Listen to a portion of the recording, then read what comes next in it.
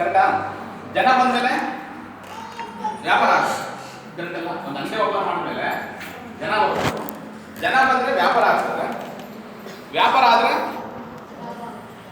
Turnover ಆಗುತ್ತೆ, ಜಾಸ್ತಿ turnover ಆದರೆ ಲಾಭ ಆಗ್ತದೆ ಅಲ್ವಾ? ಕರೆಕ್ಟ್ ಅಲ್ಲ?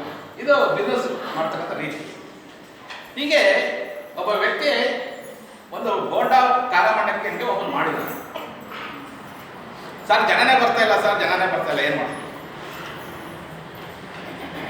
ನಾನು ಹೇಳಿದ್ದೆ ಯಾವುದೇ ಒಂದು ಅಂಗಡಿ ಓಪನ್ ಮಾಡಬೇಕಾದ್ರೆ ಫಸ್ಟ್ ಸರ್ವೆ ಮಾಡಿ ಅಂತ ಹೇಳ್ತೀನಿ. ಕರೆಕ್ಟಾ? ನೀವು ಮೊದಲನೇ ದಿವಸ ಹೇಳಿದೆ, ಮೊದಲನೇ ದಿವಸ ಪಾಠದಲ್ಲಿ ಏನು ಹೇಳಿದ್ವಿ? ನೀವು ಏನೇ ಬಿಸ್ನೆಸ್ ಮಾಡಿ, ಬಿಸ್ನೆಸ್ ಮಾಡೋಕ್ಕಿಂತ ಮೊದಲು ಒಂದು ಸರ್ವೆ ಮಾಡಿ ಅಂತ ಹೇಳ್ತೀನಿ. ಏನು ಸರ್ವೆ ಮಾಡಬೇಕು ಅಂತ ಹೇಳಿದ್ರೆ, ನಿಮ್ಮ ಥರನೇ ಬಿಸ್ನೆಸ್ ಮಾಡೋರು ನಿಮ್ಮ ಊರಲ್ಲಿ ಎಷ್ಟು ಜನ ಇದ್ದಾರೆ, ನಿಮ್ಮ ಏರಿಯಾದಲ್ಲಿ ಎಷ್ಟು ಜನ ಇದ್ದಾರೆ, ನಿಮ್ಮ ತಾಲೂಕು ಲೆವೆಲಲ್ಲಿ ಎಷ್ಟು ಜನ ಇದ್ದಾರೆ, ನಿಮ್ಮ ಡಿಸ್ಟ್ರಿಕ್ಟ್ ಲೆವೆಲಲ್ಲಿ ಎಷ್ಟು ಜನ ಇದ್ದಾರೆ, ಸರ್ವೆನೇ ಮಾಡಿಲ್ಲ. ಅಂಗಡಿ ಹಾಕಿದ್ಮೇಲೆ ಪ್ರಾಬ್ಲಮ್ ಶುರು ಆಗಿದೆ. ನನ್ನ ಅಂಗಡಿ ಜನನೇ ಬರ್ತಿಲ್ಲ, ನನ್ನ ಬೋರ್ಡ್ ಅಂಗಡಿ ಜನನೇ ಬರ್ತಾರೆ. ಆಯ್ತು, ಈಗ ಆಗೋಗ್ಬಿಟ್ಟಿದೆ, ಘಟನೆ ಆಗೋಗ್ಬಿಟ್ಟಿದೆ. ಸಜೆಷನ್ ಕೇಳ್ಕೊಂಡು ನನ್ನ ಹತ್ರ ಬಂದು ನಾನು ಹೇಳಿದೆ, ಒಂದು ಕೆಲಸ ಮಾಡಪ್ಪ, ನೀನು ಮತ್ತೆ ಸರ್ವೆ ಮಾಡಿಲ್ಲ, ಪ್ರಾಬ್ಲಮ್ ಆಗಿದೆ. ಹಾಗಿದ್ರೆ ನೀನು ಅಂಗಡಿ ಮಾಡಿದ್ದಾರೆ, ನಿನ್ನ ಸುತ್ತಮುತ್ತಲು ನಿನ್ನ ಏರಿಯಾದಲ್ಲಿ ಎಷ್ಟು ಬೋಂಡದ ಅಂಗಡಿಗಳಿದ್ದಾವೆ ಅಂತ ಕೇಳಿದೆ. ಅವ್ರು ಹೇಳ್ತಾರೆ, ಸರ್ ಈಗ ಆಲ್ರೆಡಿ 5 ಬೋಂಡದ ಅಂಗಡಿ ಇದ್ದಾರೆ ಸರ್. ನಾನು 6ನೇ. ಈಗ ಆಲ್ರೆಡಿ ಎಷ್ಟಿದೆ ಬೋಂಡದ ಅಂಗಡಿ? 5 ಇದೆ ನಮ್ಮ ಏರಿಯಾದಲ್ಲಿ. ನಾನು ಈಗ 6ನೇ ಬೋಂಡದ ಅಂಗಡಿ. ಈಗ 5 ಅಂಗಡಿಗೆ ಹೋಗೋ ಕಸ್ಟಮರಿಗೆ ಅಂಗಡಿ ಬರೋದು. ಈಗ ಆಲ್ರೆಡಿ 5 ಅಂಗಡಿಗೆ ಜನ ಹೋಗ್ತಾ ಇದ್ದಾರೆ, ಅಲ್ಲಿನ ಜನನೇ ನಿಮ್ಗೆ ಬರ್ಬೇಕಲ್ಲ, 6ನೇ ಅಂಗಡಿಗೆ ಬರ್ಬೇಕು. ಅದು ಬಿಟ್ಟು ಬೇರೆ ದಾರಿ ಇಲ್ಲ. ಒಂದು ಸಜೆಷನ್ ಹೇಳಿದೆ, ಒಂದು ಕೆಲಸ ಮಾಡ, ನೀನು ನಾಳೆ ನಿನ್ನ ಅಂಗಡಿ ಬಂದು ಬೋರ್ಡ್ ಹಾಕಿ, ಇಲ್ಲಿ ಕಟ್ಟು ಬೋಂಡ ದೊರೆಯುತ್ತದೆ, ಒಂದು ಸಿಂಪಲ್ ಒಂದು ಬೋರ್ಡ್ ಹಾಕ, ಇಲ್ಲಿ ಕಟ್ಟು ಬೋಂಡ ದೊರೆಯುತ್ತದೆ ಅಂತ ಒಂದು ಬೋರ್ಡ್ ಹಾಕ. ಅವನು ಬೋರ್ಡ್ ಹಾಕ್ತಾ ಏನೋ ಇಲ್ಲಿ ಕಟ್ಟು ಬೋಂಡ ದೊರೆಯುತ್ತದೆ ಅಂತ ಬೋರ್ಡ್ ಹಾಕ. ಈಗ ಆ ಊರಲ್ಲಿ 5-6 ಬೋಂಡ್ ಅಂಗಡಿ ಇದೆ, 5 ಬೋಂಡ್ ಅಂಗಡಿ ಆಲ್ರೆಡಿ ಇದೆ. ಇವನು ಬೋರ್ಡ್ ಹಾಕಿದ್ರೆ ಜನ ಕಣ್ಣಲ್ಲಿ ಏನಾಯ್ತು? ಓ, ಇಲ್ಲೇನ ಕಟ್ಟುಕೊಂಡು ದೊರೆಯುತ್ತದಪ್ಪ, ಬೋರ್ಡ್ ಹಾಕಿಬಿಡ್ತಾನೆ. ಬೇರೆ ಅಂಗಡಿ ಹೋಗ್ತಿರಲ್ಲ ಕಸ್ಟಮರ್, ಅವರೆಲ್ಲ ಒಂದ್ ಕಡೆ ಒಂದು ಸೈಡ್ ಇನ್ನೊಂದು ಅಂಗಡಿ ಬಂದರು. ಎಲ್ಲಪ್ಪ ಕಟ್ಕೊಂಡ ಮೊದಲು ನನಗೆ ಜನ ಬರ್ತಿದ್ರು. ಈಗ ಏನಾಗಿರುವಾಗ ಬೋರ್ಡ್ ನೋಡ್ಕೊಂಡು ಜನ ಬರ್ತಿರ. ಇವು ನನಗೆ ಫೋನ್ ಹೊಡೆದ ಆಮೇಲೆ, ಸರ್ ಕಟ್ಕೊಂಡ ಜನಕ್ಕೆ ಯಾಕೆ ಬರ್ತಿಲ್ಲ ಸರ್, ಎಲ್ಲಿಂದ ಕೊಡಿ ಕಟ್ಕೊಂಡ? ಬೋರ್ಡ ಕಟ್ಕೊಂಡ ಏನಂತ ನಾನು ಏನು ಹೇಳ್ಕೊಟ್ಟಿಲ್ಲ, ಬೋರ್ಡ್ ಹಾಕಂತ ಅಷ್ಟೇ ಹೇಳ್ಕೊಟ್ಟಿತ್ತು. ಅವ್ನು ಬೋರ್ಡ್ ಹಾಕ. ಈಗ ಫೋನ್ ಬಂತು ನನಗೆ, ಸರ್ ಕಟ್ಕೊಂಡ ಜನ ಕೇಳ್ಕೊಂಡು ಬರ್ತಿದ್ದಾರೆ. ನೀನಪ್ಪ ಹೇಳಿದ್ದು ನನಗೆ ಜನ ಬರ ಮಾಡ್ರಿ ಅಂತ. ನನಗೆ ಏನಂತ ಹೇಳಿದ್ರಿ, ಜನ ಬರ ಮಾಡಿ ಸರ್ ಅಂತ ಹೇಳಿದ್ರೆ, ನಾನು ಜನ ಬರ ಮಾಡ್ಕೊಟ್ಟಿದ್ದೀನಲ್ಲ ನಿಮಗೆ, ಜನ ಬರ್ತಿದ್ದಾರೆ. ಇನ್ನು ವ್ಯಾಪಾರ ಮಾಡೋದು ನಿನಗೆ ಬಿಟ್ಟಿದ್ದು. ಕರೆಕ್ಟಾ? ಜನ ಬರಬೇಕಂದ್ರೆ ಜನ ಬರೋದು ಮಾಡ್ಕೊಟ್ಟಿದ್ದೀನಿ ನಿಮಗೆ, ಜನ ಬರಬೇಕು, ವ್ಯಾಪಾರ ಮಾಡು. ಅಲ್ಲ ಸರ್, ಹೇಳ್ಕೊಟ್ಟಿದ್ದು ಕರೆಕ್ಟು ಸರ್, ನಾನು ಕೇಳಿದ್ದು ಕರೆಕ್ಟು. ಈಗ ನನಗೆ ಜನ ಬರ್ತಾ ಇದ್ದಾರೆ, ಈಗ ವ್ಯಾಪಾರ ಮಾಡೋದು ಹೆಂಗೆ ಸರ್ ಹೇಳ್ಕೊಡಿ. ಈಗ ವ್ಯಾಪಾರ ಮಾಡೋದು ಹೇಳ್ಕೊಡಿ. ಆಯ್ತಪ್ಪ ಸರಿ, ಒಂದು ಕೆಲಸ ಮಾಡಪ್ಪ, ಬೋಂಡ ಹೆಂಗೆ ಮಾಡ್ತಾರೆ? ಬೋಂಡ ಹೆಂಗೆ ಬಿಡ್ತಾರೆ ಎಲ್ಲ ರೆಡಿ ಇದೆಯಾ? ಕಲಸಿ ಬಿಡೋದು, ಎಣ್ಣೆಲ್ಲೇ ಕರೆಯೋದು, ಮೆಣಸಿನಕಾಯಿ ಹಾಕೋದು, ಎಲ್ಲ ಕರೆಕ್ಟು. ನೀವು ಮನೆಯಲ್ಲಿ ಬೋಂಡ ಮಾಡೋದಕ್ಕೂ ಹೋಟ್ಲಲ್ಲಿ ಬೋಂಡ ಮಾಡೋದಕ್ಕೆ ವ್ಯತ್ಯಾಸ ಇದೆ. ಕರೆಕ್ಟ್ ಅಲ್ಲ? ಯಾರಿಗೆ ಗೊತ್ತಿರ್ಬೇಕು ಇವೆಲ್ಲ? ಹೋಟ್ಲು ಮಾಡೋದು ಮನೆಗೆ ಗೊತ್ತಿರ್ಬೇಕು. ನಾವು ಮನೇಲಿ ಏನು ಮಾಡ್ತೀವಿ ಹೇಳಿದ್ರು, ಹಿಟ್ಟು ಕಲಿಸ್ಬೇಕು, ಎಣ್ಣೆ ಇಡಬೇಕು, ಇದೆಲ್ಲ ಕರೆಕ್ಟ್. ಹೋಟ್ಲಲ್ಲ ಈಗ ಹೋಟೆಲಲ್ಲಿ ಪಾಠ ಏನು ಕರೀತಾರೆ, ಅದು ಬಿಸ್ನೆಸ್ ಮಾಡೋದಕ್ಕೆ ಗೊತ್ತಿರಬೇಕು. ಹೋಟ್ಲಲ್ಲಿ 2 ಬ್ಯಾಚ್ ಹಾಕ್ತಾರೆ. ಒಂದು ಬ್ಯಾಚ್ ಏನೋ ಫಸ್ಟ್ ಬೋಂಡನ ಒಂದು ಬ್ಯಾಚ್ ಹಾಕ್ತಾರೆ, ಅದು ಅರ್ಧ ಫ್ರೈ ಮಾಡ್ಕೊತಾರೆ, ಅರ್ಧ ಬೇಯಿಸ್ಕೊಳ್ತಾರೆ, ಅರ್ಧ ಫ್ರೈ ಆದಮೇಲೆ ಹೊರಗಡೆ ತೆಗಿತಾರೆ, ಮತ್ತೆ ಇನ್ನೊಂದು ಬ್ಯಾಚ್ ಇರ್ತಾರೆ. ಕರೆಕ್ಟಾ? ಅದು ಅರ್ಧ ಫ್ರೈ ಆದಮೇಲೆ ಈ ಹೊರಗಡೆ ತೆಗೆದಿಟ್ಕೊಂಡಿರ್ತಾರೆ, ಅದು ಮತ್ತೆ ಹಾಕ್ತಾರೆ. ಅವಾಗ ಏನಾಯ್ತು, ಬೋಂಡ ಕ್ರಿಸ್ಪಿ ಆಗಿಬಿಡುತ್ತೆ ಅಲ್ಲ? ಬೋಂಡ ಕ್ರಿಸ್ಪಿ ಆಗಿಬಿಡುತ್ತೆ. ನಮ್ಮನೆ ಬೋಂಡ ಹೇಗಿರುತ್ತೆ? ಒಂದೇ ಸರಿ ಫ್ರೈ ಆಗಿರುತ್ತೆ. ಹೇಗಿರುತ್ತೆ ಬೋಂಡ? ನಮ್ಮನೆ ಬೋಂಡ ಮಾಡೋಕ್ಕೆ ಒಂದೊಂದು ಸೈಜು, ಒಂದೊಂದು ಥರ ಇರ್ತದೆ. ಒಂದೊಂದು ಬೋಂಡ ಬಜ್ಜಿ ಆಗೋಗ್ಬಿಟ್ಟಿರ್ತಾರೆ, ಬೋಂಡ ಬಜ್ಜಿ ಆಗೋಗಿರುತ್ತೆ. ಇನ್ನು ಕೆಲವೊಂದು ಬೋಂಡ ಅರ್ಧ ಸೀದಿರುತ್ತೆ, ಅರ್ಧ ಬೆಂದಿರುತ್ತೆ. ಕರೆಕ್ಟ್ ಅಲ್ಲ? ಅದು ಹೋಟ್ಲಲ್ಲಿ ನೀವು ಯಾವುದೇ ಬೋಂಡ ತಿಳ್ಕೊಂಡ್ರೆ ಒಂದೇ ಸೈಜ್ ಇರುತ್ತೆ, ಒಂದೇ ಥರ ಇರುತ್ತೆ ಅಲ್ಲ? ಇವನು ಹೇಳ್ಕೊಟ್ಟೆ, ನೋಡಪ್ಪ ಬೋಂಡ ಕರಿಬೇಕಾದ್ರೆ ಕರಿತೀರಪ್ಪ, ಮೊದಲನೇ ಬ್ಯಾಚ್ ತೆಗಿತೀಯ, ಮೊದಲನೇ ಬ್ಯಾಚ್ ತೆಗೆದುಕೊಂಡ 4 ಭಾಗ ಕಟ್ ಮಾಡ್ಬೋದು. ಮೊದಲನೇ ಬ್ಯಾಚ್ ತೆಗೆದಿದ್ದು 4 ಭಾಗ ಕಟ್ ಮಾಡ್ಬೋದು. ಆಯ್ತಾ? 1 ಫ್ರೈ ಆಯ್ತಾ? ಇದು 2ನೇ ಫ್ರೈ ಹಾಕ್ತೀರಾ, ಅದನ್ನು ತೆಗೆದು ಈ ಕಟ್ ಮಾಡಿರ್ತೀರಾ, ಅದು ಕೊಟ್ಟು ಇನ್ನೊಂದು 2ನೇ ಬ್ಯಾಚ್ ಹಾಕ್ತೀರಾ. ಒಳ್ಳೆ ಕ್ರಿಸ್ಪಿಯಾಗಿ ಬೋಂಡ ಬರುತ್ತೆ. ಈ ಬೋಂಡ ತೆಗೆದುಕೊಂಡು ಒಂದು ಪ್ಲೇಟಿಗೆ ಹಾಕಿದ್ರೆ ಕಸ್ಟಮರ್ ಇದೇ ಕಟ್ ಮಾಡಿ ಮುಗಿತಲ್ಲ. ಇಷ್ಟೇ ಅಲ್ಲ, ಕಟ್ ಮಾಡ್ಬೋದು, ಅಷ್ಟೇ ಮಾಡ್ಬೋದು. ಎಕ್ಸ್ಟ್ರಾ ಖರ್ಚೇನಿಲ್ಲ. ಜನ ಅವರು ಸಹ ಭಾಳ ಚೆನ್ನಾಗಿದೆ ಸರ್, ಕಟ್ ಮಾಡ್ಕೊಡ್ತಾರೆ. ಸೆಕೆಂಡ್ ರೌಂಡ್ ಒಳ್ಳೆ ಕ್ರಿಸ್ಪಿಯಾಗಿ ಬರುತ್ತೆ. ಜನ ಮಾನವಿಸ್ತು ಫುಲ್ ಬಿಸಿ ನಮ್ಮ ಹೋಟ್ಲಿಗೆ. ಕಟ್ಕೊಂಡೋದು ಹೋಟ್ಲ್ ಆಗ್ಬಿಟ್ಟಿದೆ ನಮ್ಮೂರಲ್ಲಿ ಅಂತ. ಅದು ಫೇಮಸ್ ಆಗಿಬಿಡ್ತಾನೆ ಏನ ಕಟ್ಕೊಂಡೋದು ಅಂಗಡಿ ಹೇಳ್ಬೋದು. ಅವಾಗ ಬೇರೆ ಬೇರೆ ಅಂಗಡಿ ಹೋಗ್ತಿಲ್ಲ ಕಸ್ಟಮರ್, ಅವರೆಲ್ಲ ಕಸ್ಟಮರ್ ಎಲ್ಲಿಗಾದ್ರು ಇಲ್ಲಿಗಾದ್ರು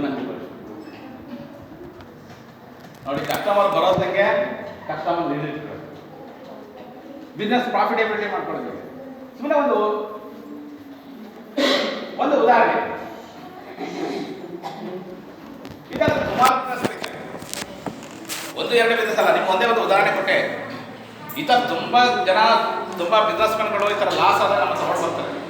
ಸರ್ ಈಗ ಆಗ್ಬಿಟ್ಟಿದೆ ಸರ್, ಬಿಸ್ನೆಸ್ ಆಗ್ತಾ ಇಲ್ಲ, ಜನ ಬರ್ತಾ ಇಲ್ಲ, ಪ್ರಾಫಿಟ್ ಆಗ್ತಾ ಇಲ್ಲ, ಬಿಸ್ನೆಸ್ ಟರ್ನ್ ಓವರ್ ಆಗ್ತಿಲ್ಲ, ವ್ಯಾಪಾರ ಆಗ್ತಿದೆ, ಸಾಲ ಕಟ್ಕೊಂಡು ಹೋಗ್ತಾರೆ. ಎಲ್ಲರೂ ಒಂದು ಸಾಲ ಕೇಳ್ತಾರೆ. ಕೆಲವು ಸಾಲ ತಗೊಂಡ್ತಾರೆ, ದುಡ್ಡೇ ವಾಪಸ್ ಕೊಡಲ್ಲ. ಬಿಸ್ನೆಸ್ಸಲ್ಲಿ ಇವೆಲ್ಲ ಪ್ರಾಬ್ಲಮ್ಗಳು ಬಂದೇ ಬರ್ತದೆ. ಇವೆಲ್ಲ ಸಹಜವಾಗಿ ವ್ಯವಹಾರಗಳು ನಡೆಸುವಾಗ ಆಗ್ತಾ ಇರ್ತದೆ. ಆದರೆ ಇದಕ್ಕೆ ಟೆಕ್ನಿಕಲ್ ಇನ್ಫಾರ್ಮೇಷನ್, ಅದು ಈ ಥರ ಸಮಸ್ಯೆ ಬಂದಾಗ ನಾವು ಹೇಗೆ ಬಗೆಹರಿಸಿಕೊಳ್ಬೇಕು ಅಂತಕ್ಕಂಥ ಇನ್ಫಾರ್ಮೇಷನ್ ಇದೆಯಲ್ಲ, ಅದು ನನಗೆ ಗೊತ್ತಿದ್ರೆ ಮಾತ್ರ. ಆ ಇನ್ಫಾರ್ಮೇಷನ್ ಅನ್ನೋದು ಇಲ್ಲ ಅಂತಂದಾಗ ಬಿಸ್ನೆಸ್ ಮಾಡ್ಲಿಕ್ಕೆ ಆಗಲ್ಲ. If A problem there is A solution. If A problem there is A solution. ಏನಾದ್ರು ಸಮಸ್ಯೆ ಇದೆ ಅಂದರೆ 100% ಅದಕ್ಕೆ ಉತ್ತರ ಇದೆ. ಕರೆಕ್ಟಲ್ಲ? ಏನಾದ್ರು ಸಮಸ್ಯೆ ಇದೆ ಅಂದರೆ ಅದಕ್ಕೆ ಉತ್ತರ ಗ್ಯಾರಂಟಿ ಇರುತ್ತೆ. ಈ ಥರ ಏನೇ ಸಮಸ್ಯೆಗಳು ಬಿಸ್ನೆಸ್ಸಲ್ಲಿ ಬರ್ಬೋದು. ಏನೇ ಸಮಸ್ಯೆಗಳು ಬಂದಾಗ ನನ್ನ ಹತ್ರ ಮೊದಲೇ ಉತ್ತರ ಇದ್ಬಿಟ್ರೆ 100% ಬಿಸ್ನೆಸ್ ಸ್ಟಾಪ್. 100% ನಮಗೆ ಬಿಸ್ನೆಸ್ಸಲ್ಲಿ ಗೆಟನ್ ಆಗಲಿಕ್ಕೆ ಅವಕಾಶಗಳಿದೆ. ಬಟ್ ಹಾಗಾಗಿ ನಾವು ಯಾವುದೋ ಒಂದು ವ್ಯವಹಾರ ಮೊದಲು ಎಲ್ಲ ಮಾಹಿತಿ ಇಟ್ಕೊಂಡು ಆನಂತರ ನಾವು ಬಿಸ್ನೆಸ್ ಮಾಡಲಿಕ್ಕೆ ಹೊರಟ್ರೆ ಬಿಸ್ನೆಸ್ಸಲ್ಲಿ ಯಾವ್ದಾರ ಮಾಡಿ ಬಿಸ್ನೆಸ್ ಎಲ್ಲವೂ ಸರಿ.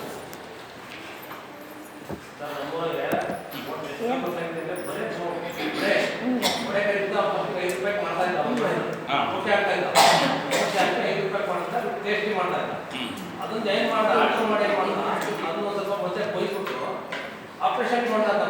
ಅದಕ್ಕೆ ನಿಂಬೆಹಣ್ಣು ಎಲ್ಲ ಎಲ್ಲ ಹಾಕಿ ಆಪರೇಷನ್ ಮಾಡ್ತಾರೆ. ಸುತ್ತ 10 ಕಿಲೋಮೀಟರ್ ಆಗ ಒಂದು ದಿನಕ್ಕೆಂದು ನಮಗೆ ಈಗ ಒಂದು ಬಿಸ್ನೆಸ್ ಅಂದ್ರೆ ಒಳ್ಳೆ ಬಿಸ್ನೆಸ್. ಸುತ್ತ 10 ಕಡೆ ಬಂದು ಅಲ್ಲೇ ಹೋಗ್ತಾರೆ. ಈ ಥರ ಬಿಸ್ನೆಸ್ಗಳಲ್ಲಿ ಕೆಲವು ಹೊಸ ರೀತಿಯಲ್ಲಿ ಹೊಸ ಒಂದು ಸ್ಟ್ರಾಟಜಿಗಳನ್ನ ಯೂಸ್ ಮಾಡ್ತಾರೆ. ಎಲ್ಲ ಬಿಸ್ನೆಸ್ಸಲ್ಲಿ ವರ್ಕೌಟ್ ಆಗುತ್ತೆ, ಬಟ್ ನಮ್ಗೆ ಐಡಿಯಾ ಬರಲ್ಲ. ಇವಾಗ ನಾನೇನು ಮಾಡಬೇಕು, ನನ್ನ ಬಿಸ್ನೆಸ್ ಈ ಥರ ಇದೆ, ನನ್ನ ಬಿಸ್ನೆಸ್ಸಲ್ಲಿ ನಮ್ಮ ಬಿಸ್ನೆಸ್ಸಿಗೆ ಯಾವುದು ಸೂಟೇಬಲ್ ಆಗುತ್ತೆ ಆ ಥರ ಐಡಿಯಾಗಳನ್ನು ಯೂಸ್ ಮಾಡಿಕೊಂಡು ನಾವು ಮಾಡಿದ್ರೆ ವರ್ಕೌಟ್ ಆಗ್ತದೆ, ಪ್ರಾಫಿಟೇಬಿಲಿಟಿ ಆಗಲಿಕ್ಕೆ ಸಾಧ್ಯತೆ ಅಲ್ಲ. ಹಾಗಾಗಿ ನಮ್ಮ ಬಿಸ್ನೆಸ್ಗಳಲ್ಲಿ ಆ ಥರ ಏನಾದ್ರು ಪ್ರಾಬ್ಲಮ್ಗಳು ಆಗ್ತವೆ, ನಾವು ಇಮಿಡಿಯೇಟ್ಲಿ ಅದನ್ನು ಸಾಲ್ವ್ ಮಾಡ್ಕೊಳ್ಬೇಕು. ಯಾವ ಥರ ಮಾಡಲಿಕ್ಕೆ ಸಾಧ್ಯತೆ ಇದೆ, ಬಿಸ್ನೆಸ್ ಸ್ಟ್ರಾಟಜಿಗಳು ಮಾಡಬೇಕು. ಒಂದ್ಸರಿ ಈ ಮಹಿಳಾ ಸಂಘದವರಿಗೆ ತರಬೇತಿ ಕೊಡೋ ಸಂದರ್ಭದಲ್ಲಿ ಒಂದು ಪ್ರಾಜೆಕ್ಟ್ ಬರ್ತದೆ. ಹಪ್ಪಳ, ಉಪ್ಪಿನಕಾಯಿ, ಸಂಡಿಗೆ ಈ ಥರದ್ದೆಲ್ಲ ಮಾಡೋದು ತಯಾರಿ. ಇವರು ಹಪ್ಪಳ ಮಾಡಿಬಿಟ್ಟು ತಯಾರಿ ಮಾಡಿ ಸೇಲ್ ಮಾಡ್ತಾರೆ. ಹೊರಗಡೆ ಅಂಗಡಿಯಲ್ಲಿ ಏನು ಕೇಳ್ತಾ ಇದ್ದಾರೆ, 25 ಹಪ್ಪಳ ಕೊಡಬೇಕು. ಎಷ್ಟಕ್ಕೆ? 20 ರೂಪಾಯಿ. 20 ರೂಪಾಯಿಗೆ 25 ಹಪ್ಪಳ ಕೊಟ್ಟರೆ ನಾವು ವ್ಯಾಪಾರ ಮಾಡ್ತೀವಿ, ಸೇಲ್ ಮಾಡ್ತೀವಿ. ಇವರು ಹಪ್ಪಳ ಎಲ್ಲ ರೆಡಿ ಮಾಡಕ್ಕೆ ಗೊತ್ತಿದೆ, 25 ಹಪ್ಪಳ ಕೊಡಬೇಕಲ್ಲ. 20 ರೂಪಾಯಿಗೆ 25 ಹಪ್ಪಳ. ಅವ್ರೇನು ಕೇಳ್ತಾರೆ? ಕೌಂಟ್ ಕೇಳ್ತಾರೆ ಅಲ್ಲ, ಅವ್ರೇನು ಕೇಳ್ತಾರೆ? ಕೌಂಟು. ನೋಡಿ, ಬಿಸ್ನೆಸ್ ಅನ್ನೋದಿದೆ, ನಾನು ಕೊಡೋಕ್ಕಾಗಲ್ಲ ಅಂತ ಹೇಳೋಕ್ಕೆ ಹೋಗ್ಬಾರ್ದು, ಕೊಡ್ತೀವಿ. ನಿಮ್ಗೇನು ಬೇಕು? ಕಸ್ಟಮರ್ ವಾಟ್ ದೇ ನೀಡ್, ಅವ್ನಿಗೆ ಏನು ಬೇಕಾಗಿದೆ ನಾನು ಕೊಡೋದು ನನ್ನ ಜವಾಬ್ದಾರಿ. ಅದು ನಾನು ಬಿಸ್ನೆಸ್ ಮ್ಯಾನ್. ಕಸ್ಟಮರ್ ಏನೋ ಕೇಳ್ತಾ ಇದ್ದಾರೆ, ಅವನಿಗೆ ಬೇಕಾಗಿ ನಾನು ಕೊಟ್ಟರೆ ಮಾತ್ರ ಅಲ್ಲಿ ವ್ಯಾಪಾರ ಆಗುತ್ತೆ ಅಲ್ವಾ? ಅವನಿಗೆ ಬೇಕಾಗಿ ನಾನು ಕೊಟ್ಟರೆ ಅಲ್ಲಿ ವ್ಯಾಪಾರ ಆಗುತ್ತೆ, ಇಲ್ಲಾಂದ್ರೆ ಅವನು ವಾಪಸ್ ಹೋಗ್ತಾನೆ. ಅವ್ರು 25 ಹಪ್ಪಳ ಕೊಡಬೇಕಲ್ಲ. ನಮ್ಮ ಹತ್ರ ಬಂದ್ರು ಆಮೇಲೆ, ಸರ್ ಹಪ್ಪಳ ವರ್ಕೌಟೇ ಆಗ್ತಿಲ್ಲ ಸರ್, ಏನು ಮಾಡೋದು ಸರ್? 20 ರೂಪಾಯಿಗೆ 25 ಹಪ್ಪಳ ಕೇಳ್ತಾರೆ ಕಸ್ಟಮರು, ಹೆಂಗೆ ಸರ್ ಕೊಡೋದು? ವರ್ಕೌಟ್ ಆಗ್ತದೆ. ನಾ ಹೇಳಿದೆ ನೋಡಿ, ಹಪ್ಪಳವನ್ನು ನೀವು ಕೊಡಬೇಕಾದ್ರೆ ಅದು ಎಷ್ಟು ತೆಳ್ಳಗೆ ಮಾಡ್ಲಿಕ್ಕೆ ಸಾಧ್ಯತೆ ಇದೆ ಅಷ್ಟು ತೆಳ್ಳು ಓದ್ಬಿಡ್ರಿ ಎಲ್ಲ. ಸರ್ ತೆಳ್ಳು ಉದ್ದಕ್ಕೆ ಬರಲ್ಲ ಸರ್, ದಪ್ಪ ಬರುತ್ತೆ. ಅಂದರೆ ಹಪ್ಪಳ ತೆಳ್ಳು ಓದಬೇಕಾದ್ರೆ ಅದಕ್ಕೆ ಒಂದು ಐಡಿಯಾ ಕೊಟ್ಟು ನೀ ಹಪ್ಪಳ ಮಾಡಬೇಕಾದ್ರೆ ಅದಕ್ಕೆ ಮುದ್ದೆ ಥರ ರೆಡಿ ಮಾಡ್ಕೊಂಡ್ರೆ ಅಕ್ಕಿ ಹಿಟ್ಟಿದ್ದು ಅಲ್ವಾ, ಅಕ್ಕಿ ಹಿಟ್ಟಿನ ಮುದ್ದೆ ರೆಡಿ ಮಾಡ್ಕೊಂಡು ಮುದ್ದೆ ರೆಡಿ ಮಾಡ್ಕೊಳ್ಬೇಕಾದ್ರೆ ಅದಕ್ಕೆ ಈ ಸೀಮೆ ಅಕ್ಕಿ ಅಂತ ಬರುತ್ತೆ, ಸೀಮೆ ಅಕ್ಕಿ ಗಂಜಿ ಮಾಡ್ಕೊಂಡ್ಬಿಡುತ್ತೆ. ಒಂದು 2 kg ಅಕ್ಕಿ ಹಿಟ್ಟು ಹಾಕೊಂಡ್ರೆ ನೀವು ಅದಕ್ಕೆ ಒಂದು 200 ಗ್ರಾಮ್ ಅಷ್ಟು ಸೀಮೆ ಅಕ್ಕಿಯನ್ನು ಗಂಜಿ ಮಾಡ್ಕೊಂಡು, ಸೀಮೆ ಅಕ್ಕಿ ಅಂತ ಗೊತ್ತಲ್ಲ, ಅದ್ರದ್ದು ಗಂಜಿ ಮಾಡ್ಕೊಂಡ್ಬಿಟ್ಟು ಆ ಗಂಜಿ ಹಾಕ್ಬಿಟ್ಟು ಆ ಹಿಟ್ಟಿಗೆ ಚೆನ್ನಾಗಿ ನಾದ್ಬಿಟ್ರೆ ಹಿಟ್ಟು ಸ್ಮೂತ್ ಆಗ್ತದೆ. ನೀವು ಹಪ್ಪಳ ಎಷ್ಟು ಅಡುಗೆ ಉತ್ಕೋಬೋದು, ಹಪ್ಪಳ ಹೊಡೆಯಲ್ಲ. ಆದರೆ ನೀವು ಮನೇಲಿ ಮಾಮೂಲಿ ಮಾಡ್ತಿರಲ್ಲ, ಹಪ್ಪಳ ಎಲ್ಲ ಹೊಡೆದೋಗುತ್ತೆ, ಹೊಡ್ಕಲ್ಲ ಬರುತ್ತೆ ಅಲ್ಲ, ಬಿಸಿಲಿಗೆ ಹಾಕಿದ ತಕ್ಷಣ ಹೊಡೆದೋಗ್ದು ದಪ್ಪ ಮಾಡೋದು. ನೀವು ಇದ್ರೊಳಗೆ ಎಷ್ಟು ಅಡುಗೆ ಉತ್ಕೊಳ್ಳಿ, ಹಪ್ಪಳ ಹೊಡೆಯಲ್ಲ. ಆಮೇಲೆ ಎಷ್ಟು ಈಗ 50 ಹಪ್ಪಳ ಮಾಡೋ ಕಡೆ ನೀವು ಅದನ್ನು 70 ಹಪ್ಪಳ ಮಾಡ್ಬೋದು, ಅಂದರೆ ಅಷ್ಟು ಜಾಸ್ತಿ ಹಪ್ಪಳಗಳು ಆಗ್ತವೆ. ಅವಾಗ ನಮಗೇನಾಯ್ತು, 25 ಕೇಳಲಿ ಕೊಡೋಣ, 20 ರೂಪಾಯಿ 25. ಈ ರೀತಿ ಬಿಸ್ನೆಸ್ ಮಾಡಬೇಕಾದ್ರೆ, ವ್ಯವಹಾರ ಮಾಡಬೇಕಾದ್ರೆ ಇರುತ್ತಲ್ಲಿ ವಿಷಯಗಳು ಇರುತ್ತೆ, ಆ ವಿಷಯಗಳು ನನಗೆ ಗೊತ್ತಿರಲ್ಲ. ಯಾರಿಗೆ ಗೊತ್ತಿದೆ ಅವನು ಬಿಸ್ನೆಸ್ ಮಾಡ್ಕೊಂಡು ಹೋಗ್ತಾನೆ. ಅಲ್ಲ, ಪಕ್ಕದವನು 20 ರೂಪಾಯಿ 25 ಹಪ್ಪಳ ಕೊಡ್ತಿದ್ರೆ ನನಗೆ ಯಾಕೆ ಕೊಡೋಕ್ಕಾಗ್ತಿಲ್ಲ? ನನಗೆ ಆ ವಿಷಯ ಗೊತ್ತಿಲ್ಲ, ಆ ಇನ್ಫಾರ್ಮೇಷನ್ ಅಂತ ಇಲ್ಲ, ಅದೇ ಮಾಡೋಕ್ಕಾಗ್ತದೆ ಅಲ್ವಾ? ಆ ಇನ್ಫಾರ್ಮೇಷನ್ ಅಂತ ಇಲ್ಲೇ ಇರೋದ್ರಿಂದ ನನಗೆ ಮಾಡಲಿಕ್ಕೆ ಗೊತ್ತಾಗ್ತಿಲ್ಲ. ಹಾಗಾಗಿ ನಾನು ಬಿಸ್ನೆಸ್ ಲಾಸ್ ಆಗ್ತಿದೆ. ನನಗೆ ಬೇರೆಯವರೆಲ್ಲ ಚೆನ್ನಾಗಿ ಬಿಸ್ನೆಸ್ ಮಾಡ್ತಾರೆ, ಪಕ್ಕದ ಹೋಟ್ಲಲ್ಲಿ ಒಳ್ಳೆ ವ್ಯಾಪಾರ ಆಗ್ತಿದೆ, ನನ್ನ ಹೋಟ್ಲಲ್ಲಿ ವ್ಯಾಪಾರ, ಪಕ್ಕದ ಅಂಗಡಿಯಲ್ಲಿ ಒಳ್ಳೆ ವ್ಯಾಪಾರ ಆಗ್ತಿದೆ, ನನ್ನ ಅಂಗಡಿಯಲ್ಲಿ ವ್ಯಾಪಾರ ಆಗ್ತಾ ಇಲ್ಲ. ಪಕ್ಕದ ಅಂಗಡಿಯೋ ಒಳ್ಳೆ ಟರ್ನ್ ಮಾಡ್ತಿದ್ದಾನೆ, ನನ್ನ ಅಂಗಡಿ ಟರ್ನ್ ಆಗ್ತಿಲ್ಲ. ಬೇರೆ ಊರಲ್ಲಿ ಅಂಗಡಿ ಓಪನ್ ಮಾಡಿದ್ರೆ ಫ್ರೆಂಡು, ಅವನ ಅಂಗಡಿ ಸಿಕ್ಕಾಪಟ್ಟೆ ಕಸ್ಟಮರ್ ಬರ್ತಾರೆ, ನನ್ನ ಅಂಗಡಿ ಕಸ್ಟಮರೇ ಬರ್ತಾರೆ. ಇವಾಗ ನಾನು ಸ್ವಲ್ಪ ರೇಟ್ ಜಾಸ್ತಿ ಹೇಳ್ತಿದ್ದೆ, ಜನ ಕಾಸ್ಟ್ಲಿ ಇರ್ತಾರೆ, ಅವನ ಅಂಗಡಿ ಎಷ್ಟು ರೇಟ್ ಮಾಡಿ ನನಗಿಂತ ರೇಟ್ ಜಾಸ್ತಿ ಆದರೂ ವ್ಯಾಪಾರ ಆಗುತ್ತೆ. ನನ್ನ ಅಂಗಡಿ ಬಂದವರೆಲ್ಲ ಸಾಲ ಕೇಳ್ತಾರೆ, ಅವನ ಅಂಗಡಿ ಸಾಲನೇ ಯಾರು ಕೇಳಲ್ಲ. ನನ್ನ ಹತ್ರ ಬರೋ ಕಸ್ಟಮರ್ಗೆ ಸಾಲ ಕೊಟ್ಟರೆ ವಾಪಸ್ಸೇ ಬರಲ್ಲ, ಅವನು ವಸೂಲಿ ಮಾಡ್ತಾನೆ ಸಾಲನ. ಇವೆಲ್ಲ ಸಮಸ್ಯೆಗಳು ವ್ಯವಹಾರದಲ್ಲಿ ಬಂದೇ ಬರುತ್ತೆ. ಬಟ್ ಇವೆಲ್ಲ ಸಮಸ್ಯೆಗಳು ಬಂದಾಗ ಈಗ ಪ್ರಾಬ್ಲಮ್ ಇರುತ್ತೆ, ಸೊಲ್ಯೂಷನ್ ಸಮಸ್ಯೆಗಳಿಗೆ 100% ಉತ್ತರ ಇದೆ. ಆ ಉತ್ತರಗಳು ನಾವು ಐಡೆಂಟಿಫೈ ಮಾಡ್ತಕ್ಕ, ಆ ಉತ್ತರಗಳನ್ನ ಕಂಡುಹಿಡ್ಕೊಳ್ತಕ್ಕಂಥ ಸಾಮರ್ಥ್ಯ ನಮಗೆ ಇರಬೇಕು. ಆ ಉತ್ತರಗಳು ನನ್ನ ಹತ್ರ ಇದ್ರೆ ಮಾತ್ರ ನಾನು ಬಿಸ್ನೆಸ್. ನಾವೆಲ್ಲ ಎಕ್ಸಾಮ್ ಬಂದಿದ್ದೀವಲ್ಲ, ಒಂದಲ್ಲ ಒಂದು ಎಕ್ಸಾಮ್ ಬರ್ತಿದ್ದೇವೆ. ಕೆಲವರು SSLC ಪಾಸ್ ಆಗಿರ್ಬೋದು, ಕೆಲವರು UCS ಪಾಸ್ ಆಗಿರ್ಬೋದು, ಕೆಲವರು ಡಿಗ್ರಿ ಪಾಸ್ ಆಗಿರ್ಬೋದು. ನಾವು ಯಾವುದೋ ಒಂದು ಎಕ್ಸಾಮ್ ಬಂದು ಬರೀಬೇಕಾದ್ರೆ ಪರೀಕ್ಷೆಯಲ್ಲಿ ಒಂದಿಷ್ಟು ಕ್ವಶನ್ ಕೇಳ್ತಾರೆ. ಕೆಲವೊಂದು ಕ್ವಶನ್ ನೋಡಿದ ತಕ್ಷಣ ನಮಗೆ ಬೆವರು ಇಳಿಯುತ್ತೆ. ಇಳಿದಿದೆ ಯಾರ್ಯಾರ ಎಕ್ಸಾಮಲ್ಲಿ ಕೂತ್ಕೊಂಡು ಬೆವರು ಇಳಿದಿದೆ ಮಕ್ಕಳೇ? ಯಾವಾಗ ಕ್ವಶನ್ ಅರ್ಥ ಆಗೋದಿಲ್ವೋ ಅವಾಗ ಬೆವರು ಇಳಿಯುತ್ತೆ. ಯಾವಾಗ ಕ್ವಶನ್ ಅರ್ಥ ಆಗಲ್ಲ, ಆ ಪ್ರಶ್ನೆ ನನಗೆ ಉತ್ತರ ಇಲ್ಲದಿದ್ದಾಗ ಪ್ರಶ್ನೆ ಅರ್ಥ ಆಗಲ್ಲ. ಕರೆಕ್ಟಾ? ಪ್ರಶ್ನೆಗೆ ಉತ್ತರ ಇಲ್ಲ ಅಂದಾಗ ಪ್ರಶ್ನೆ ಅರ್ಥ ಆಗೋದಿಲ್ಲ. ಒಂದು ಪಕ್ಷ ಪ್ರಶ್ನೆಗೆ ಉತ್ತರ ಇದೆ ಅಂದರೆ ಪ್ರಶ್ನೆ ಚೆನ್ನಾಗಿ ಅರ್ಥ ಆಗುತ್ತೆ. ಯಾವಾಗ ಪ್ರಶ್ನೆ ಅರ್ಥ ಆಗುತ್ತೆ ಅಂದರೆ ನಮ್ಮ ಹತ್ರ ಉತ್ತರ ಇದ್ದಾಗ. ಹಾಗಾಗಿ ಬಿಸ್ನೆಸ್ಸಲ್ಲಿ ಕೂಡ ನನ್ನ ಹತ್ರ ಎಲ್ಲ ಸಮಸ್ಯೆಗೆ ಉತ್ತರ ಇದೆ ಅಂತಂದರೆ ಬಿಸ್ನೆಸ್ಸಲ್ಲಿ ಡಿಫಿಕಲ್ಟೇ ಇಲ್ಲ. ಒಂದು ಬಿಸ್ನೆಸ್ಸಲ್ಲಿ ಕಷ್ಟ, ಒಂದು ಬಿಸ್ನೆಸ್ ಕಷ್ಟ ಅನ್ಸೋದು ಯಾವಾಗ ಅಂತಂದರೆ ನನಗೆ ಅಲ್ಲಿ ಉತ್ತರ ಇಲ್ಲ. ಎಕ್ಸಾಮಲ್ಲಿ ಯಾವಾಗ ಉತ್ತರ ಇಲ್ಲ, ಎಕ್ಸಾಮಲ್ಲಿ ಫೇಲ್ ಆಗ್ಬಿಡ್ತೇನೆ, ಪ್ರಶ್ನೆ ಅರ್ಥ ಆಗಲ್ಲ. ಬಿಸ್ನೆಸ್ಸಲ್ಲಿ ಕಷ್ಟ ಬಂದಾಗ ಅದಕ್ಕೆ ಉತ್ತರ ಹತ್ರ ಇಲ್ಲ ಅಂತಂದಾಗ, ಸಾಲ್ವೇಷನ್ ನನಗೆ ಗೊತ್ತಿಲ್ಲ ಅಂದಾಗ ಬಿಸ್ನೆಸ್ ಫೇಲ್ ಆಗುತ್ತೆ. Very very simple. ಬಿಸ್ನೆಸ್ಸಲ್ಲಿ ನಾವು ಲಾಸ್ ಆಗ್ಲಿಕ್ಕೆ ಕಾರಣ ಏನಂದರೆ ನಮ್ಮ ಹತ್ರ ಇನ್ಫಾರ್ಮೇಷನ್ ಇಲ್ಲ, ನನಗೆ ಗೊತ್ತಿಲ್ಲ, ಹಾಗಾಗಿ ಬಿಸ್ನೆಸ್ ಆಗಿ ಫೇಲ್ ಆಗುತ್ತೆ. ನನಗೆಲ್ಲ ಕರೆಕ್ಟಾಗಿ ಗೊತ್ತಿದೆ ಅಂದರೆ ಆಟೋಮೆಟಿಕ್ ಬಿಸ್ನೆಸ್ಸಲ್ಲಿ ನಾವು ಸಕ್ಸಸ್ ಆಗುತ್ತೆ, ಲಾಭ ಮಾಡ್ಕೊಳ್ತೇವೆ, ಬಿಸ್ನೆಸ್ ಮಲ್ಟಿಪ್ಲಿಕೇಶನ್ ಮಾಡ್ಕೊಳ್ತೇವೆ, ಬಿಸ್ನೆಸ್ ಪ್ರಾಫಿಟ್ ಮಾಡ್ಕೊಳ್ತೇವೆ. ಹಂಗಿದ್ರೆ ಇಲ್ಲಿ ಇಂಪಾರ್ಟೆಂಟ್ ಏನು? ಇನ್ಫಾರ್ಮೇಷನ್ ಇಂಪಾರ್ಟೆಂಟ್, ಕರೆಕ್ಟ್ ಅಲ್ಲ? ನನ್ನದು ಎಲ್ಲ ರೀತಿಯ ಇನ್ಫಾರ್ಮೇಷನ್, ಬಿಸ್ನೆಸ್ ಸಂಬಂಧಪಟ್ಟ ಇನ್ಫಾರ್ಮೇಷನ್ ಏನಂದರೆ ಬಿಸ್ನೆಸ್ ಸಕ್ಸಸ್ ಆಗಲಿಕ್ಕೆ ಸಾಧ್ಯ. ನೀವು ಯಾವ್ದಾರ ಬಿಸ್ನೆಸ್ ಮಾಡಿ ಮಾರ್ಕೆಟ್ ಮಾಡೋದು ಭಾಳ ಇದೆ. ನೀವು ಯಾವ್ದಾರ ಬಿಸ್ನೆಸ್ ಮಾಡಿ ಮಾರ್ಕೆಟ್ ಮಾಡೋದು ಭಾಳ ಇದೆ. ನೀವು ಮೊನ್ನೆ ಇಂಟರ್ನೆಟ್ ಬಗ್ಗೆ ಹೇಳಿದ್ದೆ ಅಂತ ಕಾಣ್ತೀವಿ ಅಲ್ಲ, ಇಂಟರ್ನೆಟ್ ಸರ್ಚ್ ಮಾಡೋದು ಹೇಳ್ಕೊಟ್ಟಿದ್ದಲ್ಲ, ಆನ್ಲೈನ್ ಬಿಸ್ನೆಸ್ ಆಲ್ರೆಡಿ ನಾವು ಏನೂ ಮಾಡೋದು ಬೇಡ, ಆಟೋಮೆಟಿಕ್ ಜನ ನಮ್ಮನ್ನು ಹುಡ್ಕೊಂಡು ಬರ್ತಾರೆ. ಬಿಸ್ನೆಸ್ ಮಾಡೋದು ಭಾಳ easy. Provided we should know everything. ಭಾಳ ಈಸಿ. ಬಿಸ್ನೆಸ್ ಗ್ರೋತ್ ಮಾಡೋದು ಕೂಡ ಭಾಳ ಈಸಿ. ಯಾವಾಗ ನಮಗೆ ಬಿಸ್ನೆಸ್ ಸ್ಟ್ರಾಟಜಿಗಳು ಗೊತ್ತಿದೆಯೋ, ಯಾವಾಗ ಬಿಸ್ನೆಸ್ ಮೆಥಡ್ಗಳು ಗೊತ್ತಿದೆಯೋ, ಬಿಸ್ನೆಸ್ ಐಡಿಯಾಲಜಿಗಳು ನಮ್ಮ ಹತ್ರ ಇದೆಯೋ, ಮೆಥಡಾಲಜಿಗಳು ನಮ್ಗೆ ಗೊತ್ತಿದೆಯೋ, ಬಿಸ್ನೆಸ್ ಪ್ರಾಕ್ಟೀಸ್ ಗೊತ್ತಿದೆಯೋ, ಅವೆಲ್ಲ ಗೊತ್ತಿದ್ಬಿಟ್ರೆ, ಬಿಸ್ನೆಸ್ ಸೀಕ್ರೆಟ್ಗಳು ಗೊತ್ತಿದ್ಬಿಟ್ರೆ ಬಿಸ್ನೆಸ್ ಮಾಡೋದು ಭಾಳ ಈಸಿ. ನನಗೆ ಬಿಸ್ನೆಸ್ ಬಗ್ಗೆ ಏನೂ ಗೊತ್ತಿಲ್ಲ, ವ್ಯವಹಾರದ ಬಗ್ಗೆ ಜ್ಞಾನ ಇಲ್ಲ ಅಂತಂದಾಗ ಬಿಸ್ನೆಸ್ ಮಾಡಿ ಬೇರೆ ಡಿಫಿಕಲ್ಟ್. ಕರೆಕ್ಟ್ ಅಲ್ಲ? ಅಂದರೆ ನಾವೆಲ್ಲ ಬಿಸ್ನೆಸ್ ಮಾಡ್ಲಿಕ್ಕೆ ಹೊರಟಿದ್ದೇವೆ. ನಾನು ಬಿಸ್ನೆಸ್ಸಲ್ಲಿ ಈಗ ಸ್ಟಾರ್ಟ್ ಮಾಡಿದ್ದೇನೆ. ಸ್ಟಾರ್ಟ್ ಮಾಡಲಿಕ್ಕೆ ಏನೇನು ಬೇಕೋ ಎಲ್ಲ ಇನ್ಫಾರ್ಮೇಷನ್ ನನ್ನ ಹತ್ರ ಇದೆ. ಬಿಸ್ನೆಸ್ ಈಗ ಗ್ರೌತ್ ಮಾಡಬೇಕು, ಬಿಸ್ನೆಸ್ ಡೆವಲಪ್ಮೆಂಟ್ ಮಾಡಬೇಕು.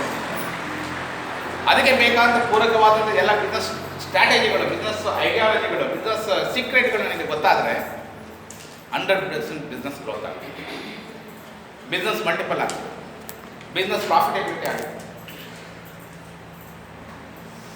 ಇಷ್ಟೆಲ್ಲ ನನಗೆ ಗೊತ್ತಾದ ಮೇಲೆ ಬಿಸ್ನೆಸ್ಸಲ್ಲಿ ಏನಾದರೂ ಇನ್ನೂ ಪ್ರಾಬ್ಲಮ್ ಉಳ್ಕೊಂಡಿದೆ ಅಂದರೆ, ಇನ್ನೂ ಡೌಟ್ಸ್ ಇದೆ ಅಂದರೆ ಏನಾದ್ರು ಕ್ವಶನ್ ಮಾಡಿದ್ರೆ ಕೇಳು. ಇಲ್ಲ ಸರ್ ಇಷ್ಟೆಲ್ಲ ಆಗಿದೆ, 2 ದಿವಸ ಕ್ಲಾಸ್ ಮಾಡಿದ್ದೀವಿ, 2 ದಿವಸ ಕ್ಲಾಸಲ್ಲಿ ನಾವು ತಿಳ್ಕೊಂಡಿದ್ದೇವೆ, ಸಾಕಷ್ಟು ಇದೆ. ಆದರೂ ಎಲ್ಲೋ ಕಡೆ ನಾನು ಡೌಟ್ ಉಳ್ಕೊಂಡಿದೆ, ಇನ್ನೂ ಗೊತ್ತಾಗ್ತಾ ಇಲ್ಲ ಅಂದರೆ ಏನಾದ್ರು ಕ್ವಶನ್ ಕೇಳು.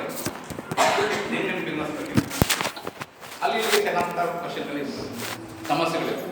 ಬಿಸ್ನೆಸ್ ಅಂದಮೇಲೆ ಇದು ಇರಲೇಬೇಕು. ಯಾವಾಗ ನನಗೆ ಉತ್ತರ ಗೊತ್ತಿಲ್ಲ ಆವಾಗ ಅದು ಸಮಸ್ಯೆ ಅನ್ಸ್ಕೊಳ್ಳುತ್ತೆ, ಉತ್ತರ ಗೊತ್ತಿಲ್ಲ ಸಮಸ್ಯೆ ಅನ್ಸ್ಕೊಳ್ಳುತ್ತೆ. ಆ ರೀತಿ ಏನಾದ್ರು ಕ್ವಶನ್ಗಳಿದ್ರೆ ಕೇಳ್ಬೋದು.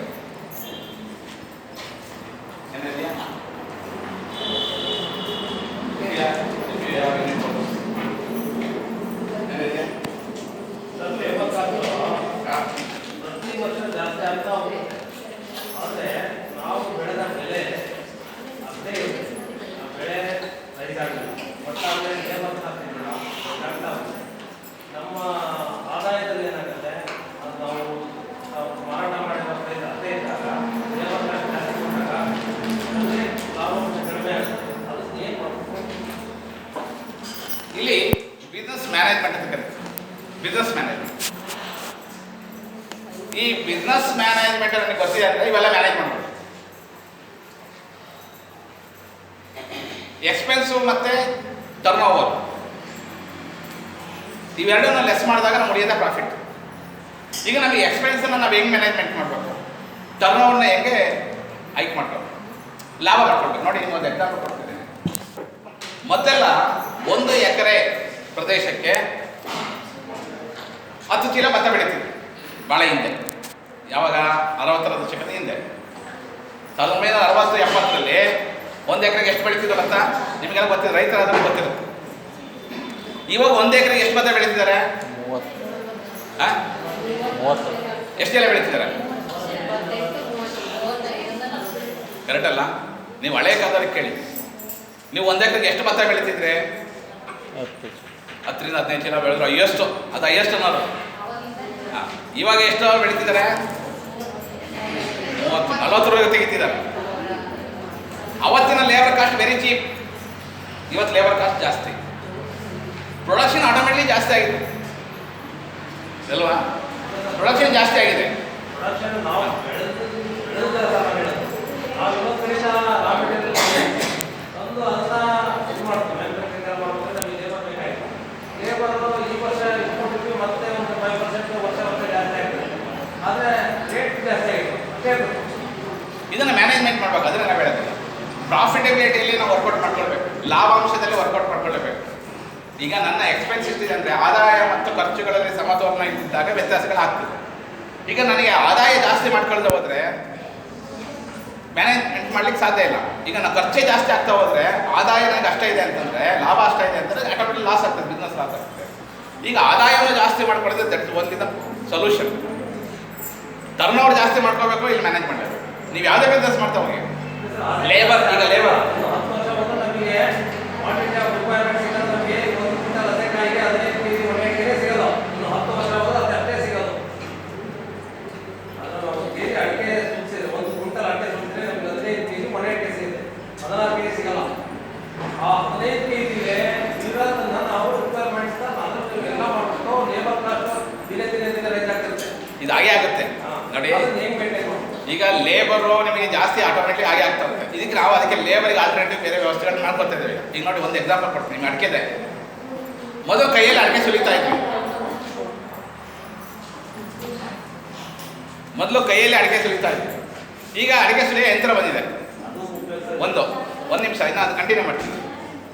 ಈ ಅಡಿಕೆ ಸುಲಿಯೋ ಸಮಯದಲ್ಲಿ ಆ ಸಿಪ್ಪೆ ಹಾಕ್ತಾ ಇತ್ತು, ನೆಲದ ಮೇಲೆ ಬಿಡ್ತಾ ಇತ್ತು. ಅದನ್ನು ಸಿಪ್ಪೆ ಎಲ್ಲ ಮತ್ತೆ ಆಯ್ಕೆ ಮಾಡ್ಕೊಳ್ಳೋಕ್ಕೆ ಮತ್ತೆ ಲೇಬರ್ ಬಿಡ್ತಾ ಇದ್ದಾರೆ. ಇವಾಗ ಅದಕ್ಕೆ ಆಟೋ ಕನ್ವೇಯರ್ ಬಂದ್ಬಿಟ್ಟಿದೆ. ಅದಕ್ಕೆ ಅಟ್ಯಾಚ್ಮೆಂಟ್ ಮಾಡ್ತಾರೆ. ಕನ್ವೇಯರ್ ತಗೊಂಡೋಗಿ ನೇರವಾಗಿ ಆ ಸಿಪ್ಪೆ ವೇಸ್ಟಲ್ಲಿ ಎಲ್ಲಿ ಬಿಡುತ್ತೆ, ಡೈರೆಕ್ಟ್ ಟ್ಯಾಕ್ಟ್ರಿ ಬಿಡುತ್ತೆ. ನೀವು ಅಲ್ಲಿ ಖರ್ಚು ಆಗ್ತಕ್ಕಂಥ ಲೇಬರ್ನ ಕನ್ವೇಯರ್ ಹಾಕೋದ್ರ ಮೂಲಕ ಆ ಲೇಬರ್ ಉಳಿಸ್ಬೋದು. ಅದು ಬೇರೆ ವ್ಯವಸ್ಥೆ ಮಾಡ್ಕೊಳ್ತಕ್ಕಂಥ. ಈಗ ನೋಡಿ ಆಲ್ಟರ್ನೇಟಿವ್ ಮಾಡ್ಕೊಳ್ದೆ ಹೋದರೆ, ಬೇರೆ ವ್ಯವಸ್ಥೆಗಳನ್ನ ನಾವು ಮಾಡ್ಕೊಳ್ದೆ ಹೋದರೆ ಆಟೋಮೆಟಿಕ್ ಎಕ್ಸ್ಪೆನ್ಸ್ ಜಾಸ್ತಿ ಆಗ್ತಾ ಹೋಗ್ತದೆ. ಈಗ ಆಟೋ ಕನ್ವೇಯರ್ ಬಂದಿರೋದೇ ಅದೇ ಉದ್ದೇಶ, ಲೇಬರ್ನ ಎಕ್ಸ್ಪೆನ್ಸ್ ಕಡಿಮೆ ಮಾಡಬೇಕು. ಕಡಿಮೆ ರೇಟಿಗೆ ಬರೋದೇ ಇಲ್ಲ. ಈಗ ನಾವು ಅವ್ನು ಮಿಷಿನಿಗೆ ಕಾಯಿ ಅಂತ ಹಾಕಿ ಸಿಪ್ಪೆ ತಂದು ಹಾಕಿದ್ರು 500 ರೂಪಾಯಿ ಕೊಡ್ಬೇಕು. ನಾವು ಅವ್ನಿಗೆ ಸ್ಲೋ ಸಿಸ್ಟಮ್ ಮಾಡಿ ಕನ್ವೇಯರ್ ಮಾಡಿ ದುಡ್ಡು ಹಿಡಿದು ಹಾಕಿದ್ರು 500 ರೂಪಾಯಿ ಕೊಡ್ಬೇಕು. ಇಲ್ಲ, ಅದು ಅಲ್ಲಿ ಲೇಬರ್ ಒಬ್ಬ ಎಕ್ಸ್ಪೆನ್ಸ್ ಕಡಿಮೆ ಆಯ್ತಲ್ಲ, ನಿಮಗೆ ಅದಕ್ಕೆ ಲೇಬರೇ ಬೇಡ, ಆರ್ಸಂತ ಲೇಬರ್ ಕಡಿಮೆ ಆಯ್ತು, ಅಲ್ಲೊಂದು ಲೇಬರ್ ಸೇವ್ ಆಯ್ತು ನಿಮಗೆ. ಈಗ ನೋಡಿ ಇನ್ನೊಬ್ರು, ನಾನು ಇಲ್ಲಿ ನಮ್ಮ PMEGP ಸ್ಕೀಮ್ನಲ್ಲೇ ಒಬ್ಬರು ಬಂದಿದ್ರು, ಅರೇಕಾ ಪ್ರೊಸೆಸಿಂಗ್ ಬಂದಿದ್ದಾರೆ. ಅವ್ರು ನೋಡೋರು, ಸರ್ ಇಷ್ಟೊಂದು ಲೇಬರ್ ಬರ್ತಾ ಇದೆ. ನಾನು ಅವ್ರಿಗೆ ಸಜೆಸ್ಟ್ ಮಾಡಿದೆ, ಎಲ್ಲವನ್ನೂ ಈಗ ಅವರು ಆಟೋ ಮಾಡ್ಕೊಂಡಿದ್ದಾರೆ. ಲೇಬರ್ ಎಕ್ಸ್ಪೆನ್ಸ್ ನೀವೇನು ಕ್ವಶನ್ ಕೇಳಿದ್ದೀರೋ, ಲೇಬರ್ ಎಕ್ಸ್ಪೆನ್ಸ್ನ ಅವಾಯ್ಡ್ ಮಾಡ್ಕೊಳ್ಳೋಕ್ಕೋಸ್ಕರ. ಆಮೇಲೆ ಲೇಬರ್ ಅವೈಲೇಬಿಲಿಟಿ 2 ಪ್ರಾಬ್ಲಮ್ ಇದೆ. ಒಂದು ಬರೀ ಸಂಬಳ ಜಾಸ್ತಿ ಒಂದೇ ಅಲ್ಲ, ಕೆಲಸಕ್ಕೆ ಜನ ಬರ್ತಿಲ್ಲ, 2 ಸಮಸ್ಯೆ ಇದೆ ಇಲ್ಲಿ. ಅಲ್ಲ, ಒಂದು ಕೆಲಸಕ್ಕೆ ಜನ ಬರಲ್ಲ, ಬಂದರೂ ಕೂಡ ಕೆಲಸ ಜಾಸ್ತಿ ಮಾಡಲ್ಲ, ಮತ್ತು ಲೇಬರ್ ಜಾಸ್ತಿ ಆಗುತ್ತೆ. ಇದು ಸಮಸ್ಯೆ.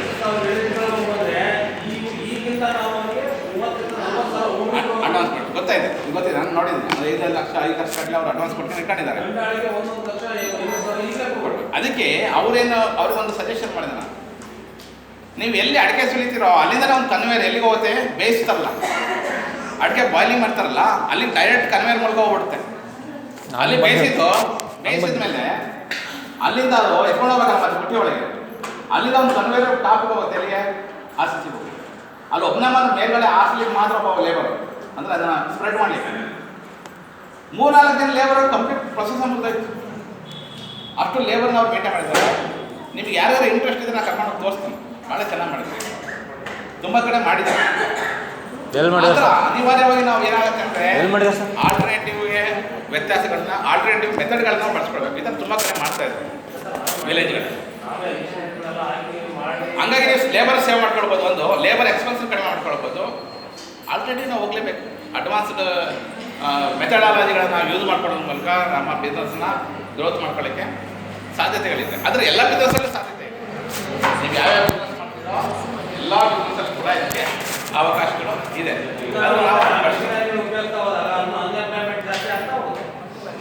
ಅನ್ಎಂಪ್ಲಾಯ್ಮೆಂಟ್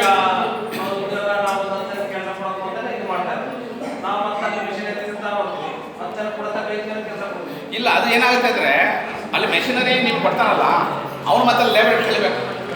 ಇಲ್ಲಿ ಲೇಬರ್ ಅಲ್ಲಿ ಹೋಗಿರ್ತಾನೆ ಅಷ್ಟೇ. ಎಲ್ಲರ ಒಂದು ಕಡೆ ಹಾಗೆ ಆಗುತ್ತೆ. ಎಂಪ್ಲಾಯ್ಮೆಂಟ್ ಜನರೇಷನ್ ಇದ್ದೇ ಇರುತ್ತೆ, ಅದೆಲ್ಲೂ ಹೋಗಲ್ಲ. ಎಂಪ್ಲಾಯ್ಮೆಂಟ್ ಜನರೇಷನ್ ಅಂದರೆ ಅದು ಶಿಫ್ಟ್ ಆಗುತ್ತೆ ಅಷ್ಟೇ. ನನ್ನ ಹತ್ರ ಕೆಲಸಕ್ಕೆ ಅವಕಾಶ ಇಲ್ಲ, ಅವ್ನು ಬೇರೆ ಕಡೆ ಹೋಗ್ತಾನೆ. ಕೆಲಸ ಮಾಡೋಕ್ಕಾಗಲ್ಲ ಅವರೆಲ್ಲ ಎಲ್ಲೋದ್ರು, ಯಾವುದೊಂದು ಕಂಪ್ನಿ ಹೋಗಿ ಕೆಲಸ ಕಂಪ್ನಿಯಲ್ಲಿ ಸಂಬಳ ಕಡಿಮೆ ಆಗುತ್ತೆ ಅಂತ ಮತ್ತೆ ವಾಪಸ್ ಬಂದು ಹೈನುಗಾರಿಕೆ ಮಾಡ್ತಿದ್ದಾರೆ. ನೋಡಿ, ಇವೆಲ್ಲ ಎಲ್ಲರೂ ಒಂದು ಕಡೆ ಕೆಲಸ ಮಾಡಲೇಬೇಕಲ್ಲ, ಡಿಸ್ಟ್ರಿಬ್ಯೂಟ್ ಆಗುತ್ತೆ ಅಷ್ಟೇ, ಬೇರೆ ಕಡೆ ಡೈವರ್ಸಿಫಿಕೇಶನ್ ಆಗುತ್ತೆ. ಮಿಷಿನರಿಗೂ ಮತ್ತು ಲೇಬರ್ ಕಾಸ್ಟಿಗೂ ಏನು ವ್ಯತ್ಯಾಸ ಆಗುತ್ತೆ? ಒಂದು, ನಿಮಗೆ ಪ್ರೊಡಕ್ಟಿವಿಟಿ ಜಾಸ್ತಿ ಅಂದರೆ ಜಾಸ್ತಿ ಪ್ರೊಡಕ್ಷನ್ ತೆಗಿಬೇಕು. ಇನ್ನೊಂದು ಡಿಪೆಂಡೆನ್ಸಿ ಕಡಿಮೆ ಆಗ್ತದೆ. ಡಿಪೆಂಡೆನ್ಸಿ, ಇವತ್ತು ಅಡಿಕೆ ಕೊಯ್ಲು ಆಗಲೇಬೇಕು, ಆಗಲಿಲ್ಲ ನಾಳೆ ಮಳೆ ಬಂತು ಹೋಯ್ತು, ಕರೆಕ್ಟಾ? ಡಿಪೆಂಡೆನ್ಸಿ ಕಡಿಮೆ ಆಗ್ತದೆ. ನನಗೆ ಇವತ್ತು ಕೆಲಸ ಆಗ್ತದೆ, ಇವತ್ತು ಆಗ್ಬಿಡುತ್ತೆ, ಯಾವುದು ಮಿಷಿನರಿಯಿಂದ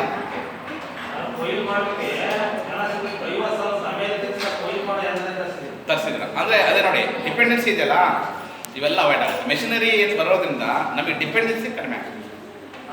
ಇನ್ ಟೈಮ್ನಲ್ಲಿ ನಮ್ಮ ಕೆಲಸ ಆಗ್ತದೆ. ಈಗ ನಿಮಗೆ ಹಾರ್ವೆಸ್ಟಿಂಗ್ ಮಿಷಿನರಿ ಬಂದಿದೆ, ಭತ್ತ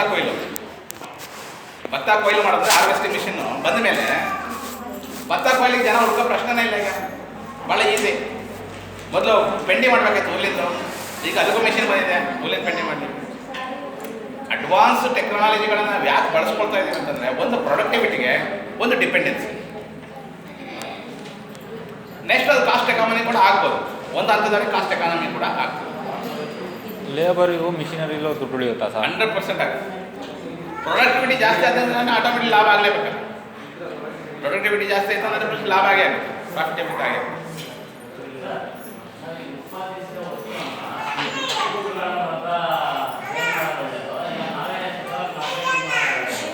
ಏನೋ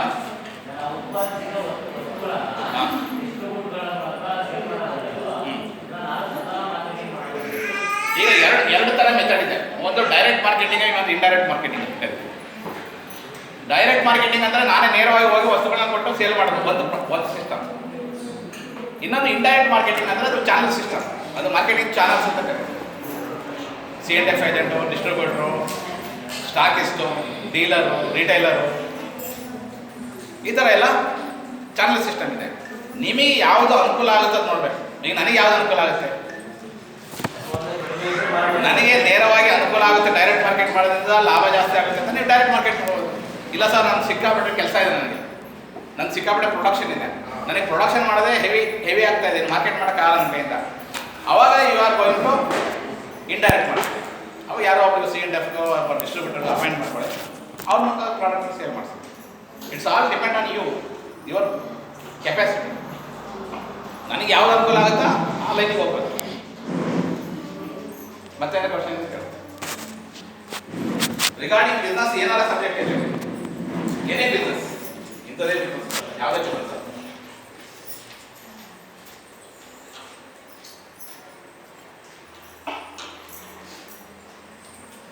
ಈಗ ನಾವು ಬಿಸ್ನೆಸ್ ಮಾಡೋಕೆ ಲೇಬರ್ ಕಡೆ ಇದೆ ಸರ್. ಕೆಲಸದ ಮೇಲೆ ಏನಾದ್ರು ಸಮಸ್ಯೆಗಳು ಮತ್ತು ಏನಾದ್ರು ಪ್ರಾಬ್ಲಮ್ ಆಗ್ತವೆ, ಅದು ಕಾನೂನಾತ್ಮಕವಾಗಿ ಹೋರಾಟ ಮಾಡ್ಬೋದಲ್ಲ. ಅದಕ್ಕೆ ಕಾನೂನು ಅಂತ ಏನು ಪ್ರಶ್ನೆ ಬರೋದಿಲ್ಲ. ಈಗ ನಾವು ಏನಾಗುತ್ತೆ, ನನ್ನ ಕೆಲಸಕ್ಕೋಸ್ಕರ ಕರ್ಕೊಂಡ್ಬಂದಿರ್ತೀವಿ, ನನ್ನ ಕೆಲಸಕ್ಕೋಸ್ಕರ ಒಬ್ಬ ಲೇಬರ್ ಕರ್ಕೊಂಡ್ಬಂದಿರ್ತೀವಿ. ಕಾನೂನಾತ್ಮಕವಾಗಿ ಹೋರಾಟಗಳಂತ ಏನಿಲ್ಲ. ಸಪೋಸ್ ನಿಮ್ಮ ಮತ್ತು ಅವನ ನಡುವೆ ಯಾವುದಾರ ಫೈನಾನ್ಷಿಯಲ್ ಆಕ್ಟಿವಿಟೀಸ್ ಇದ್ದರೆ, ಹಣಕಾಸಿನ ವ್ಯವಹಾರಗಳೇನಾದ್ರು ಇದ್ದರೆ, ಅದಕ್ಕೆ ಸಂಬಂಧಪಟ್ಟ ದಾಖಲೆಗಳು ಏನಾದ್ರು ಇದ್ದರೆ ಅವ ನೀವು ಅದಕ್ಕೆ ಸಂಬಂಧಪಟ್ಟ ಮಾಡ್ಬೋದು. ಆದರೆ ಇದಕ್ಕೂ ಅದಕ್ಕೇನು ಸಂಬಂಧ?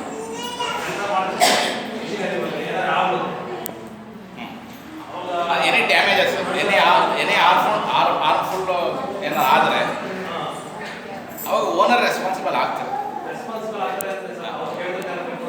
ಕೊಡೋಕ್ಕಾಗಲ್ಲ. ಒಂದು ಓನರ್ ರೆಸ್ಪಾನ್ಸಿಬಲ್ ಮೀನ್ಸ್ ಅಂದರೆ ಅವಾಗ ಮತ್ತೆ ಒಂದ್ಸಗಿನ ಏನಾಗುತ್ತೆ ಅಂದರೆ ಇಬ್ಬರ ನಡುವೆ ಏನು ಒಡನಾಟಗಳಿರ್ತದೆ ಅಥವಾ ನಿಮ್ಮ ಅವರ ನಡುವಿನ ಸಂಬಂಧಗಳಿರ್ತದೆ, ಅದರ ಮೇಲೆ it's all depend. In case ನೀವು ಮೆಷಿನರಿ ಮೇಲೆ ಯಾವುದಾರ ಇನ್ಶೂರೆನ್ಸ್ ಮಾಡಿಸಿದ್ರೆ, ಲೇಬರ್ ಮೇಲೆ ಮಾಡಿಸಿದ್ರೆ